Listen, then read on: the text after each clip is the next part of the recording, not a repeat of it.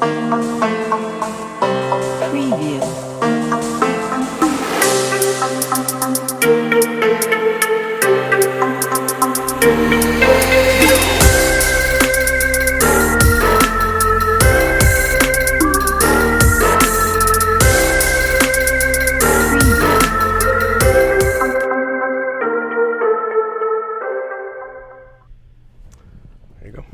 Hello everyone, welcome to the first ever episode of Maker Studio. This is the first time we are doing this, and we really appreciate you taking this time to watch us, what we are doing here at AWS.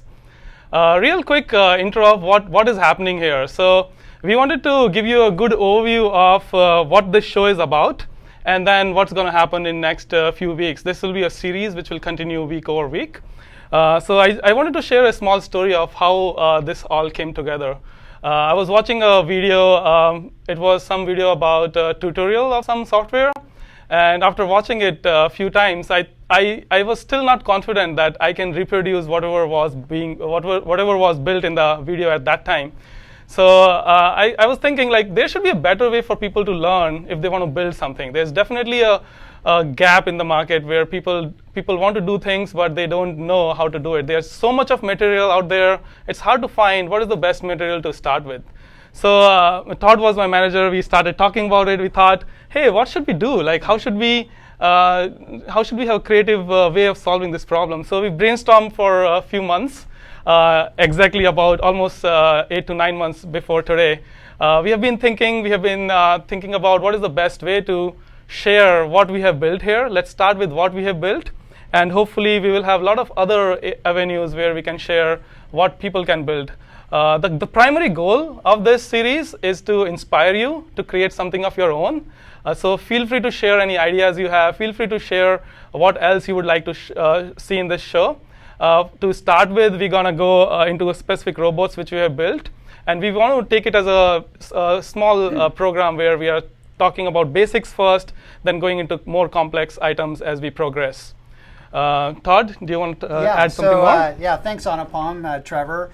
So I just wanted to start off introducing myself. Like Anupam said, my name is Todd Varland. I'm a solution architecture manager here at AWS. I've been with the company for about 4.5 years.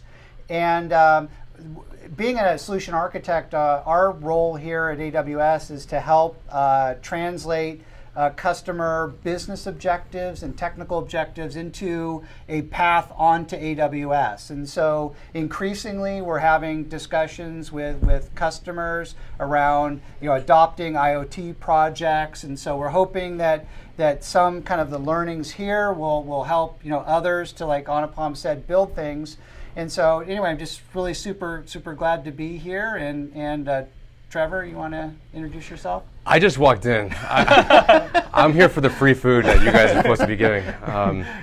My name is Trevor Hikes. I've been with AWS for over 5 years now, and I've been through several organizations, former SA, and it's just the worlds that we're trying to create here. We love the cloud, we love IoT, and this project kind of brings everything together. So really excited to be here. Yep, and myself, my name is Anupam Mishra. I've been with Amazon for almost 9 years now. I started with Amazon Kindle team. I was an engineer there, wrote a lot of code for ebooks and a lot of software which you see in the Kindle. Then I moved to Amazon Retail. I worked on Amazon Prime, Amazon Student, Amazon Analytics, and a lot of other teams in analytics space and retail space.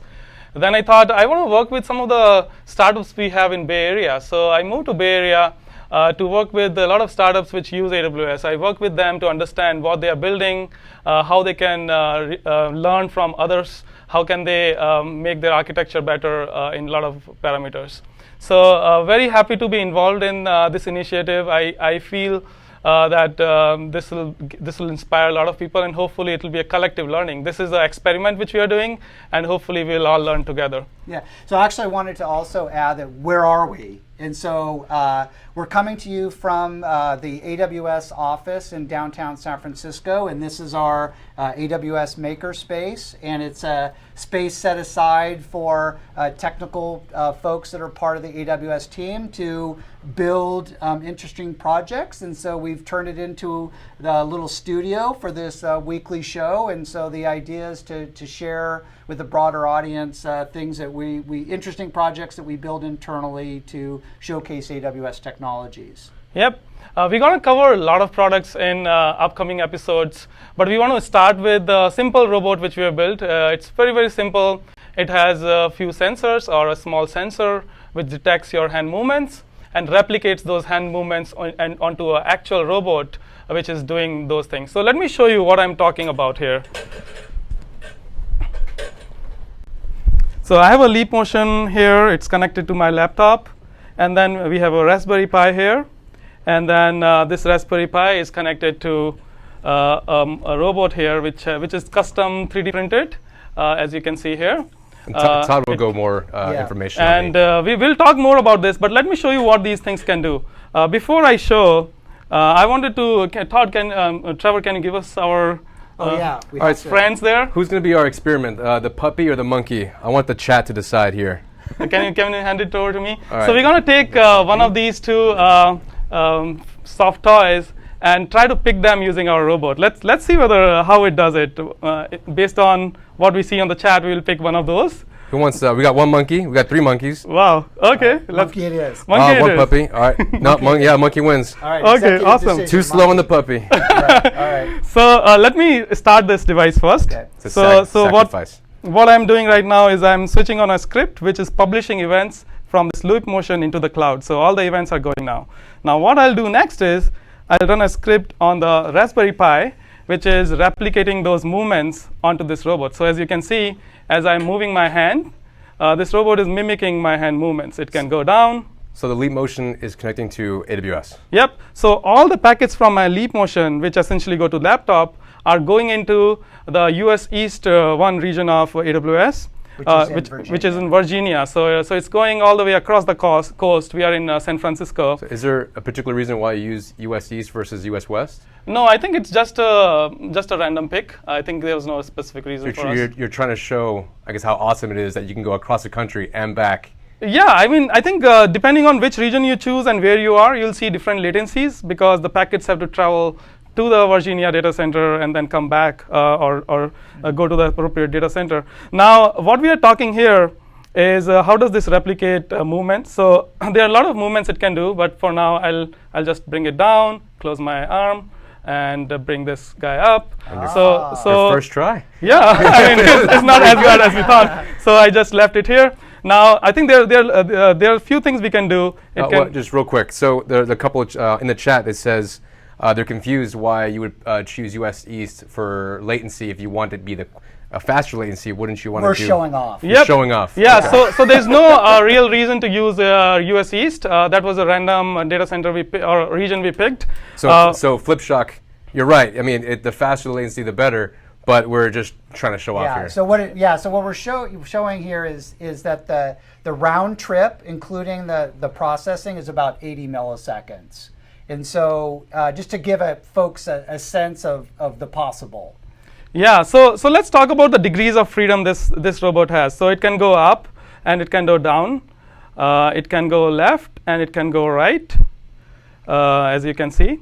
And then my movements of my arm or palm can also be replicated by this. It'll go down and it can go up. Mm-hmm. It can close the hand.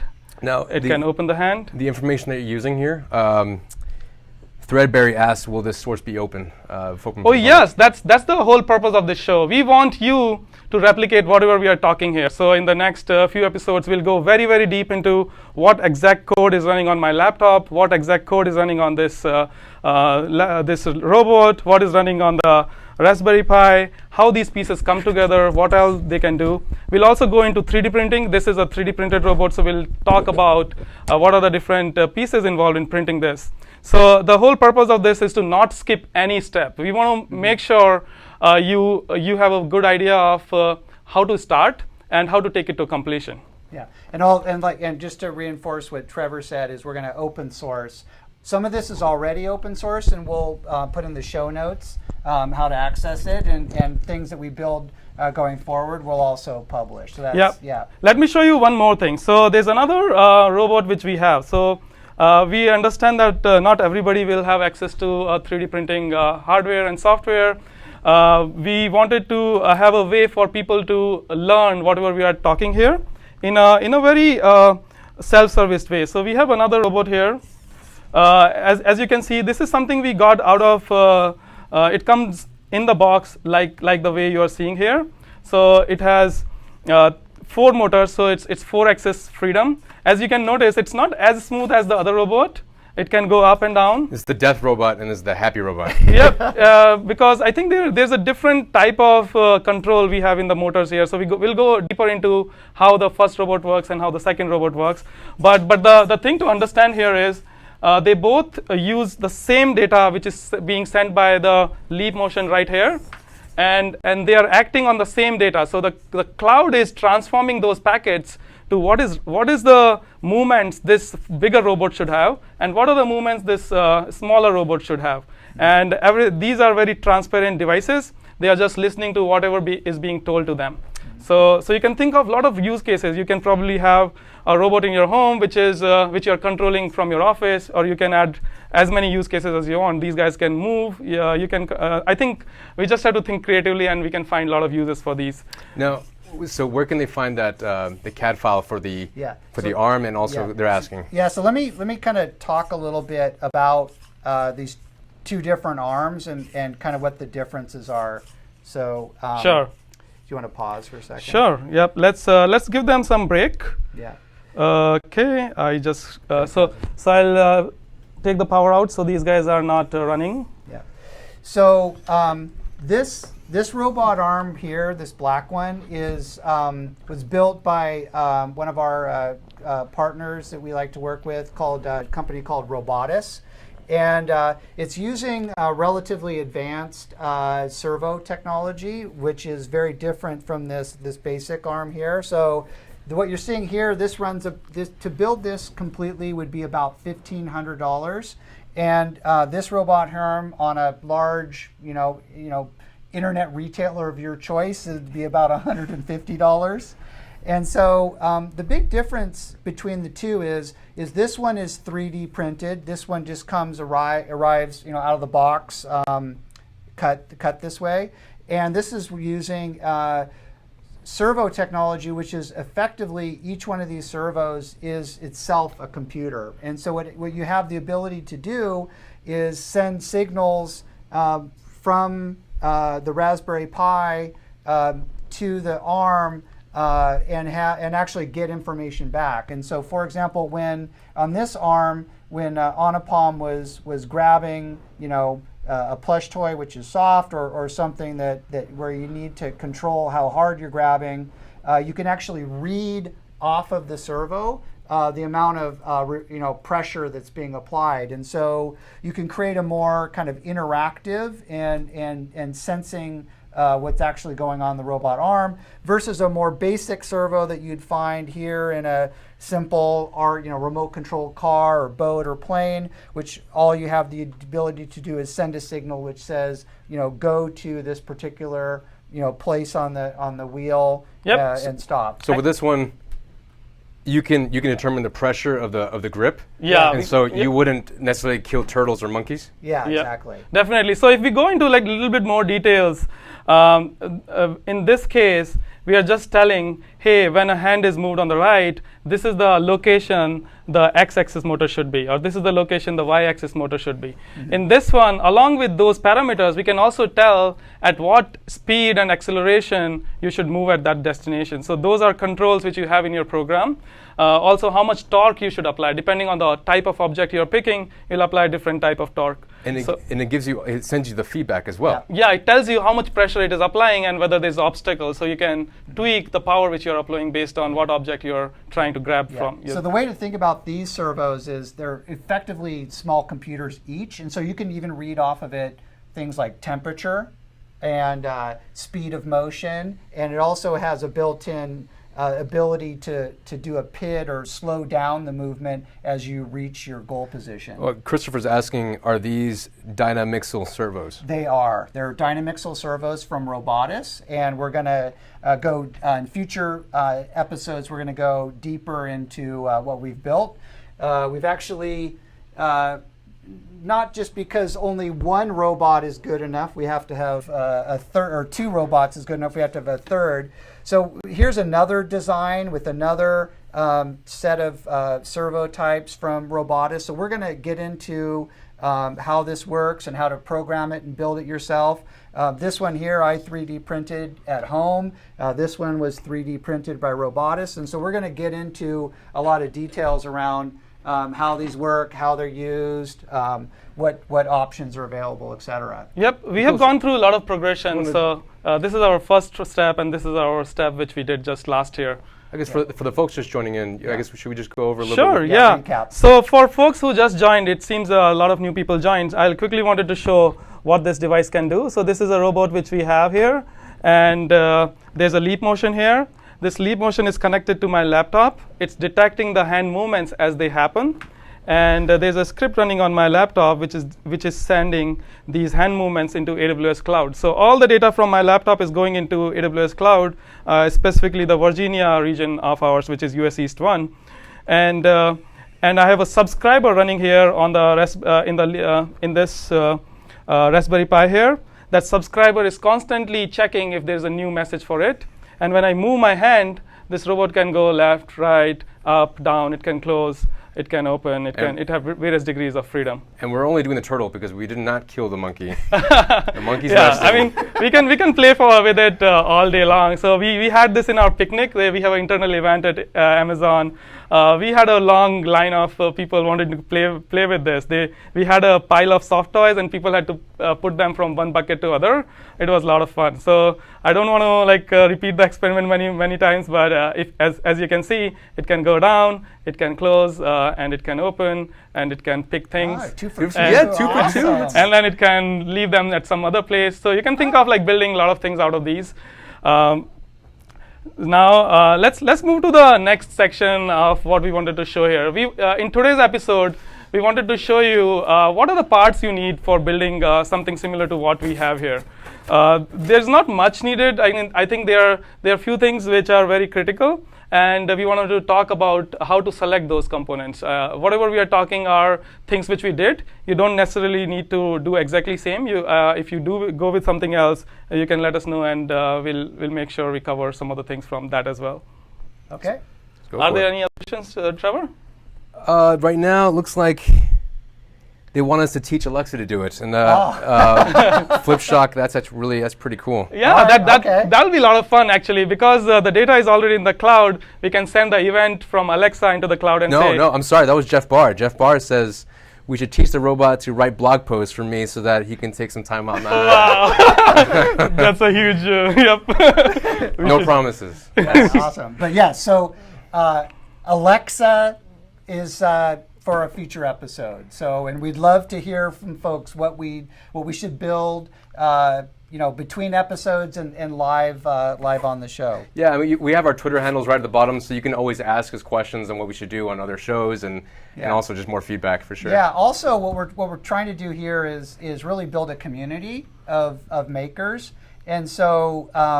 We'll provide information about this, but we want to encourage people to build things, and then we want to pick select ones and showcase them on this show. So if you're inspired and you want to build something and you want to share it with us, inspire us. Yeah, inspire us. Inspire your your others on the show. So anyway, so let's say we were going to build this what we call the Simple Robot Service Classic. So large internet retailer box comes, we'll simulate the experience, and so let's kind of go through the parts that we're talking about here. So I'll take it. All right, so Trevor, how's that? All right. So we are moving to a camera which can show you the components of Raspberry Pi in a much closer way. We're just adjusting the focus of it. Yeah. And we're going to go about what are the things Raspberry Pi can do as in hardware. Yeah. So maybe I'll hold it up a little bit. There we go. Down. Got to do it down. Okay. There you go, right there. All right. So for these two projects, we chose Raspberry Pi. Is this the 3 or 2? This is a Raspberry Pi 3. It runs $30 or $40 depending upon where you decide to buy it. There's many single board computers out there. This is just the one that we happen to choose because it's easy. Familiarity. I kind of got started with these a few years ago. In this particular, I'm just going to kind of go around the board and give a little tour. So Anupam, maybe you can point. So This is the power? Yeah, so there's a power port. Can't So you do a little wall wart on here. There you go. And then there's an HDMI port for outputting HDMI signals. Yep. Yeah. There you go. And then the next one is actually one over. This one is a camera port for a Raspberry Pi camera. Then there's a 3.5 millimeter sound out, so think like headphones. Then an Ethernet port, and then there's 4 USB ports. And then probably the most interesting bits of the board are these general purpose input-output pins, or GPIO. And this is really a big part of the inspiration of why the Raspberry Pi Foundation created this board, is that over the years, our computers have become increasingly kind of closed boxes, and we don't have access to the internals. And so by running a Linux kernel and having these pins and a little bit of software glue that we're going to go into on this show, we're actually going to directly send signals into the board and receive signals out, and that's effectively how we're achieving the device part of this project. How much is this product? How much is the Raspberry Pi? This is $30 or $40 online, and it comes with cool things. It comes with Wi-Fi, Bluetooth low energy, built in basically for that one low price. And there's packages I've seen where you can get an entire dev kit. It's a little bit more expensive, but it gives you a lot of the goodies. Yeah, there's a huge number of options. So one of the great things also about the Raspberry Pi is that they've been incredibly consistent. So they have a $5 very low expense all the way up to this Raspberry Pi 3. And they've created a very kind of consistent experience. Yeah, I think the ecosystem around Raspberry Pi is very, very well developed. I think there are a lot of projects, hundreds and hundreds or thousands of projects you'll find. So let's move on to the next piece which we have here. This is the ARM. We got it from a vendor named Saint Smart. We will share all the links of the products we are talking in a link after this show. So you don't have to write the names right now. But this is a Saint Smart arm. This is the arm which we used for a basic robot. It has 4 degrees of freedom, so it can move in 4 axes. So it can go left and right. We call it X. It can go up and down. We can call it Z. And then it can go forward and back. We can call it Y. Or we can swap Y and Z. I think there's no formula there. Now, there's 4th degree of freedom, which is end effector, which moves. You can simulate it to make a hand out of this. So this moves clockwise and anti-clockwise. Yeah. As you can see here, we have printed something which makes the hand close and makes the hand open. Yeah. Yes, let me talk about this for a second. So, so like Anupam said, out of the box, or from a large internet retailer, it doesn't come with what's called generally in the industry of robotics, an end effector. And so what I did is I used an online, very simple CAD program to design these 3D parts. It took me maybe a couple hours. Why a claw? Or it's simple. Yeah. So literally, one side just holds steady. I just replaced one of the parts, and then the other part just attaches to the bottom of the servo. So it's very simple, just to do kind of an open and close. So this is about as simple an end effector as you can come up with. And so I just designed this like I said, on an online CAD tool, free one. And then I have a 3D printer at home, and it took maybe an hour to print out these parts at this level of resolution. Yep, and the best piece is we're going to go into details of what the CAD design looked like, what are the things we did to make it happen. Yeah, there's a lot of people that are, and for me, a while ago, I was very curious about 3D printing, but I didn't know anything about it. And so one of the things that we're hoping to do, with you and with the audience on this for this show is actually, how does it actually work? How do you do it? What does printing look like? And then other things is like, for example, on this. So they're asking. So Threadberry wants the CAD file for the claw. Yep. So we can show that as well. And they're also asking. Flipshock asked, why did we decide to do like this series about the robots and just in general? Yeah. So I'll comment and then I'll let Anupam comment. So we've built these robots. Well, I guess probably the biggest reason is they're relatively easy to understand as we kind of progress through these episodes, and they're fun. And so robots are kind of all the rage. And so we did this for the introduction of the AWS IoT service back in 2015, and just people have really enjoyed kind of the idea of building their own robots, and so we've kind of extended. And it was pretty popular at the Dev Lounge. So I'll add a little more. So based on the interest we got from the first robot, this is something I programmed last year, and we were like amazed by the response we got. Like a lot of people thought of a lot of creative uses this robot can have. Some people were thinking they could be autonomous or remotely controlled vehicles which go into mines. There could be things which they control in their home. So a lot of people came up with a lot of creative ideas of what can be done with these. So we thought we wanted to create a baseline of knowledge among all people who are watching our show, that they understand how a basic robot works. So we think this is a very basic robot because in any robot there are a lot of sensors. So sensors are sensing what is happening outside it. Those could come from human movements. They could come from artificial intelligence. They can come from monitoring temperature or monitoring something outside.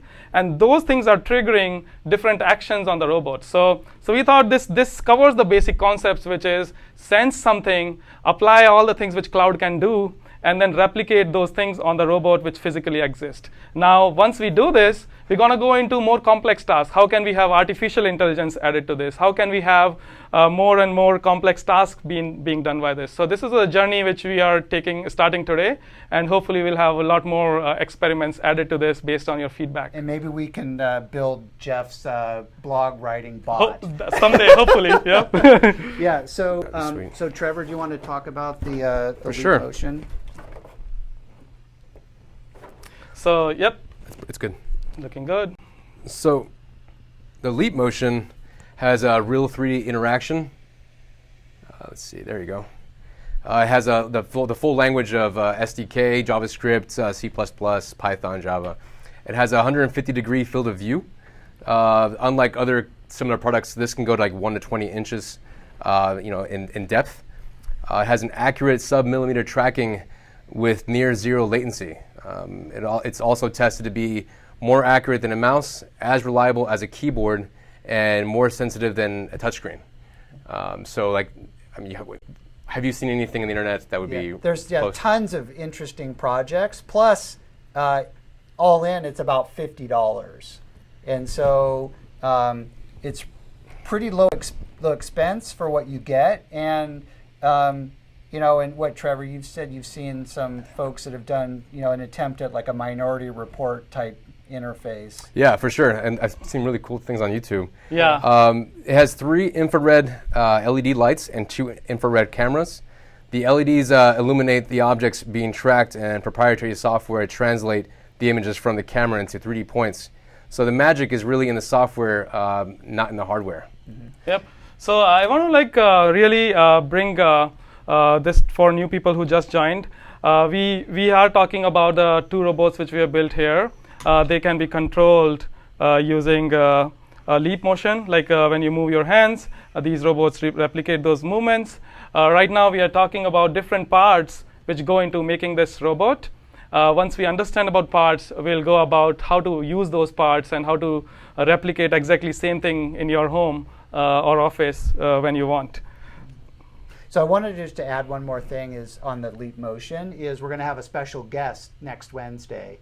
So we're going to have somebody from Leap Motion join us on the show for a segment and go deeper into their the Leap Motion technology and what they're doing in the virtual reality and the augmented reality space. So it should be super interesting. So that's going to be for next week. Do they have any idea what they're getting themselves into? Probably not. Exactly. So So you want to talk about the Servo Hat? Let's close off on the kind of the unboxing experience with the Datafruit Servo Hat. So it's not. Is it focusing? So let me see. Yep, that was good. Okay. Put your pencil, maybe that will focus it. There you go. There we go. Awesome. All right, I'll hold my pencil here. So this is the Datafruit Servo Hat from Datafruit, and what it does, a hat in the Pi world is, think of it as like an add-on board, and what this does is it offloads the signaling of where the servos need to go and what they need to do for the simple robot off the Raspberry Pi and the Linux kernel and onto this dedicated board. And it's super useful because it comes with its own SDK, so it makes it very easy to send signals like, hey, go to this location or that location, versus having to do kind of low-level, what's called pulse width modulation. It also offloads the power requirements. So instead of powering the servos from the Raspberry Pi, which can cause a power drain on the Pi, you plug in your own separate power to this hat. So then you can control 16 servos with this one hat, and then you can stack a whole bunch of these on top. And literally from a single Raspberry Pi, you can control almost 100 individual servos. Yeah. So have you seen anything personally on the internet that people have done? There's some crazy projects where robots with right arm, right leg, left leg, all controlled from a single Raspberry Pi. If you want to see, we'll go deeper into this in upcoming episodes. But as you can see, this is the Raspberry Pi, and we have a Servo Hat on top of this, and it has various pins. We can send outputs to these pins as to they should move or not, and how much they should move. And based on how much movement they should have, they will rotate physically based on what outputs we are sending to these pins. Yep. And another thing that just to kind of mention just for future episodes is, a lot of people are curious about soldering. So these Servo Hats come from Datafruit, and you have to assemble them yourselves. And so on one of the future episodes, we're going to do a little segment about soldering, how does that work, and what do you need to do. And it's really very, very simple. And so we want to kind of demystify that process a little bit, and we'll do that on this show. Yep. Are there any questions, Trevor? No, we're just, there's a Big Bang Theory call out, but I have not seen that episode, but I love the show. That's a good show. Awesome. Are there any other topics you want to cover, Todd or Trevor? No, so I think just kind of thinking ahead a little bit. So Anupam, maybe you want to kind of mention what we're going to go into kind of on the next episode, the cloud architecture, sensing, et cetera. And just before you do that, a lot of people are still asking about the resources with the CAD files and all the source code information. That's all going to be made available. We'll share that information. So the first resource which we have, which is for episode 1, it's on bit.ly/AWS Maker Studio, all camel case, like capital A, capital W, capital S, and Maker Studio with M capital and S capital. So we'll share those links, but we're gonna add more and more information as we progress. So we want to make it like a interactive thing which people are following along with us, but all the material will be available after we are done with the episode. Now, talking about what we want to do next, I think there are a lot of moving pieces here. There are sensors, there are motors, there are like boards, there's a cloud involved in between. We will focus on each and every piece. For the next episode, we're going to start with sensors. What sensors you can have, and how those sensors can be read, and how do you feed those inputs into the cloud. So once you have sensed something, maybe it's temperature, maybe it's well, I mean, we can take audience what kind of sensors we should use. Yeah, maybe you'd send us some feedback as to what sensors you want us to use. We will use them, send the feedback into the send the sensed data into the cloud, and then once we have it in cloud, how do you use that data to be available to a lot of devices across? Like there's a lot of intelligence you can add to the data which you are collecting. And I think that's the biggest power of cloud. You can do a lot of things which devices cannot do, and the cloud can have the holistic view of what's happening in the world and tell machines to do different things. So the next episode's focus is sensors and how to connect them to AWS Cloud. We will have, as Todd mentioned, we will have external guests who will talk about different sensors. If you are interested about a specific topic, do let us know. Yeah, and if there's folks, well, like for next week, it's going to be Leap Motion. We have other guests that we have lined up for future episodes. If there's somebody out there, a vendor or somebody that's building something interesting, send us a note. We'd love to hear about it. Jeff Barr wants to come by and help out with the soldering episode. Okay. Wow, we have a guest already. So unless that's I'm not sure if it's the real Jeff Barr, but yeah, maybe it's the fake Jeff Barr. Yeah. So if you have any questions, we would love to hear. You can also reach out to us on email, aws-twitch.amazon.com. That's our email for any questions, feedback. We would love to hear what else you want to see on these episodes. We wanted to keep it crisp and short, so we have just talked about what we are going to do and what are the parts involved in doing what we are doing. In the upcoming episodes, we'll go into depths of how do we focus on each one of them and make it happen program-wise and software-wise. Now, how would this? There's a question like, how does all this integrate with IoT? Yep, that's a great question because I think. And by someone, I mean Randall at Amazon. Randall at Amazon. Thanks, Randall, for asking this. Yep. So this is very interesting because you can make this robot move by sensing something from Leap Motion, even locally. So I don't need to use any cloud. The data can go from my laptop to the device directly. That's easily possible. I think there's no. I think it's even easier. I think it's. How do you make things which scale geographically? How do you make things which can handle millions and millions of users? How can you build things when you have devices which are in the field? Another piece of this is remotely controlling things which are very away from where you are. So think of it as there's an interesting topic Todd and I were talking about. Can we make this robot pick up things in our home when we are in office? Or vice versa, when we are not in office, can it hand over something to somebody else? Pick up our children, take out the wife. So I think the bar, we will have to set bar as to where we want to go. But I think IoT can add a lot of things about things which cloud knows, but the devices in their locality don't know. So there are definitely use cases where you can do it locally, but the cloud adds a lot more power to it. Yeah, and we're going to go into the benefits of AWS IoT. So, easy to get up to speed very quickly at scale. The AWS IoT service adds a lot of capabilities, like Anupam mentioned, integration with other AWS services, secure communication. So we're going to go into the different aspects of the AWS IoT service and why lots of interesting industrial customers are choosing it at scale. Cool. And just after we just wrap up with our comments and also with the hardware, just one final note: why did you choose the servos, and how does the servos work? Yeah, so with these basic ones were what I started with about 1.5 years ago, and then we had some magic smoke occur. I remember that with the that was like 2 years ago. Yeah. So really, then it's kind of like, okay,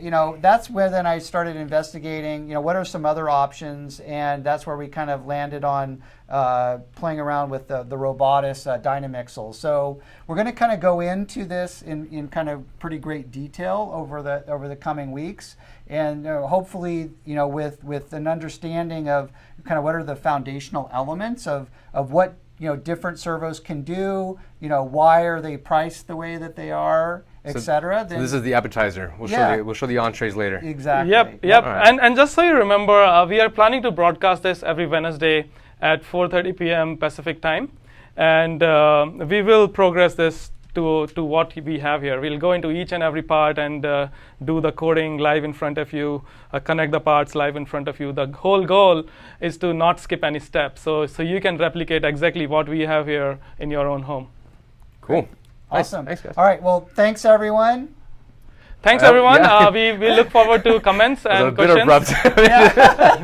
abrupt. But just one final note. We have the special guest with Leap Motion coming up next week. Yep. If there's any questions, you have the Twitter here handles coming out. You can ping us directly, or our email address, which was AWS-Twitch@Amazon.com. Feel free to send us any questions, feedback, any other comments you have. And thanks for joining the first episode. This is we had fun. Awesome. Thanks a lot. Thanks, guys.